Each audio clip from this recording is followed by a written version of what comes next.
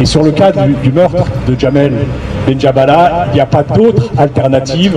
Si la justice fait son boulot, elle n'a pas à interpréter les faits sont là, il faut les prendre comme ils sont.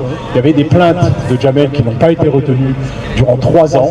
Il y a un acte de barbarie, comme le disait Zora tout à l'heure, et il faut aussi retenir cette qualification de barbarie dans l'acte du meurtre de Jamel Benjabala. Et il y a aussi le qualificatif de terroriste, puisqu'effectivement, la brigade dont il était à la tête, fait partie de ces mouvements terroristes qu'il faut éradiquer de notre pays. On entend souvent parler d'éco-terrorisme, on qualifie de terroriste beaucoup de choses aujourd'hui qui arrangent le pouvoir, mais il y a surtout ce terrorisme-là qui a été exacerbé par le meurtre de Jamel Benjabala. Donc voilà, je suis là pour témoigner de tout mon soutien à la famille, mais ils le savent, au fait aussi qu'il faut mettre la pression sur la justice. Alors il y a l'indépendance de la justice qu'il faut respecter, mais il faut aussi que la justice respecte les lois, les textes, et d'être garant de la société en France. Vous savez, il y a beaucoup de pays en Europe qui sont en train de basculer vers l'extrême droite, ou qui ont basculé vers l'extrême droite.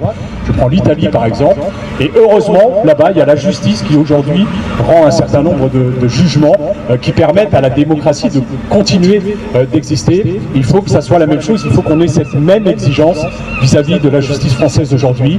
Il y a là un meurtre raciste, prémédité, et il doit absolument être qualifié comme tel.